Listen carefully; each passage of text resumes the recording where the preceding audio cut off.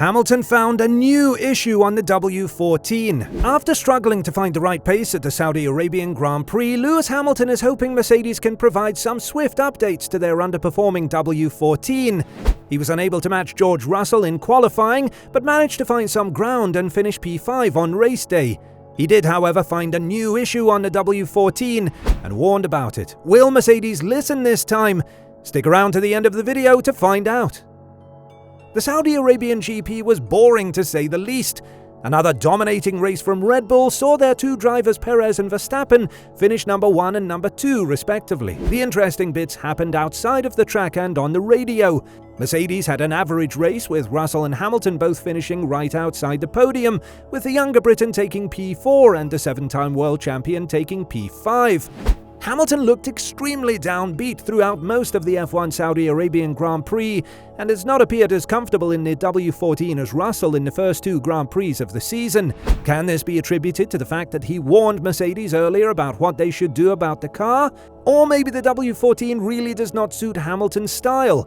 He went on record saying that putting Red Bull-style side pods on Mercedes' 2023 Formula 1 car wouldn't improve the W14 and might even make it slower. After Red Bull emphatically ended their 8-year streak of constructors' titles last season, a poor start to the new season has prompted Mercedes to confirm they are moving away from the design concept they have stuck to over the winter. The most striking feature of the Mercedes concept was the zero side pod design, but there has been speculation that they will now follow Red Bull's more traditional design, which Aston Martin has already implemented with great success. Giving Fernando Alonso 2 podium finishes could kickstart their season. Hamilton says he doesn't expect any game-changing updates from Mercedes.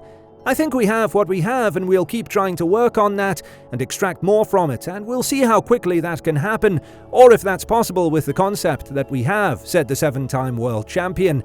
And then in the short term, we are going to find out whether or not we need to make a lot of big drastic changes. I mean, there are drastic changes that we're going to make. People keep talking about getting the new side pods on the car, but it's not that easy. You put the Red Bull side pods on our car, and it won't change anything. It literally won't change anything.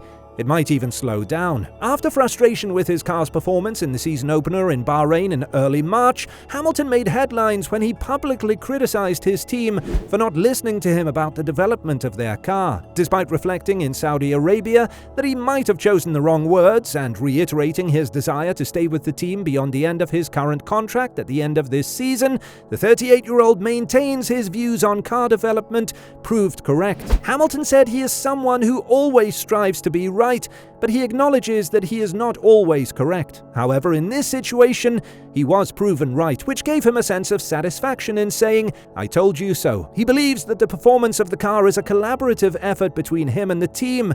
While he is the driver and not the designer, he understands that he plays a critical role in how the car performs. As such, he and the team work together to trust themselves in what they are trying to achieve. He emphasized the importance of listening to each other within a team. He pointed out that their success over time is evidence that their collaborative efforts have been effective. However, Hamilton acknowledged that disagreements are inevitable in any relationship. What's crucial, in his opinion, is the ability to admit when someone is wrong and then come together as a team to figure out how to fix the situation. Hamilton believes that it's essential to be clear about the team's goals and the level of energy required to achieve them. Lewis Hamilton thinks that George Russell's often wrong way of setting up his car at the Saudi Arabian Grand Prix paid off for him this time. The Mercedes driver chose to start the race on the hard compound tyres so he could try a different strategy and make up ground on the leaders. The Briton made a pit stop during the safety car period to move up to 5th place, but he couldn't move any further and challenged teammate Russell, who had finished in 4th place before he moved up because Alonso got a penalty. After the race, Hamilton was happy that he was able to move up in the point standings. He also said that he thought he had been fighting with an off setup. "Yeah, we got some great points as a team. George got 3rd, which is amazing.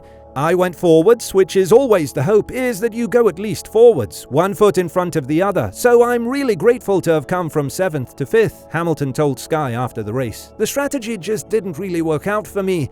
The setup was a bit off. I think if I had the setup George had, I would have been in a better position. There are lots to work on, but there are positives to take away. When asked about how much input the drivers have with strategy calls and setting up the car, Hamilton said that it was a decision that he and Russell had to make together. He noted that it was a 50-50 choice, meaning that both options seemed equally viable. Ultimately, Hamilton chose one way, while George went with the other, despite George's decision not aligning with his own, and in his words being wrong more often than not. Hamilton acknowledged that sometimes taking the less likely option can work out. As a result, Hamilton could only match Russell's pace during this weekend's race rather than outpacing him. However, he seems to be taking this setback in stride and says that he will work hard to ensure that they are in a better position in the future. Mercedes' 2023 season has been disappointing so far, with even Aston Martin notably faster. The W14 has been slightly improved since its difficult first days of pre-season testing, but it still lacks plenty of downforce in medium-high and high-speed corners.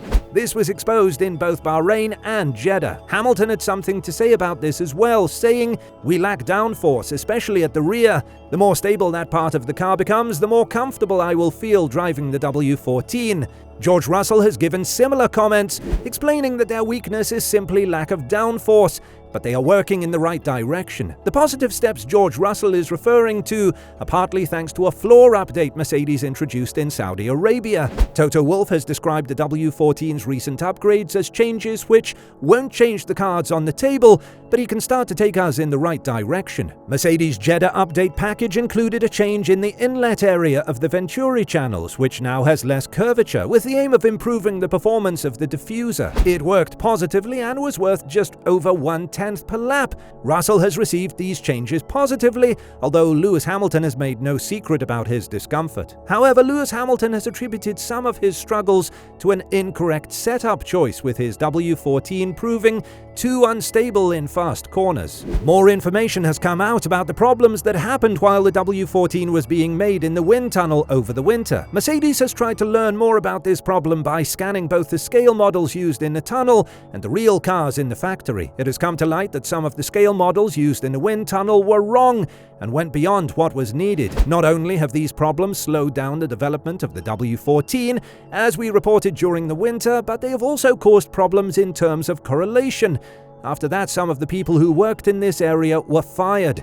Since Mercedes wasn't happy with the W14's wind tunnel numbers, development has been sped up in the last few weeks. Mercedes has already said that there will be changes to aerodynamics like the side pods, but there will also be mechanical and, most importantly, coding changes. The chassis will not change. It will still be dug out and designed to make the most of the zero pods idea, making it different from the usual design used by Aston Martin, for example. Due to the budget limit, a new chassis won't be introduced until the W15 in 2024. This will probably mean bad news for Mercedes this season, since the zero pods idea is simply not working so far. What are your thoughts? Can Mercedes bounce back? Let us know in the comments below, and see you next time.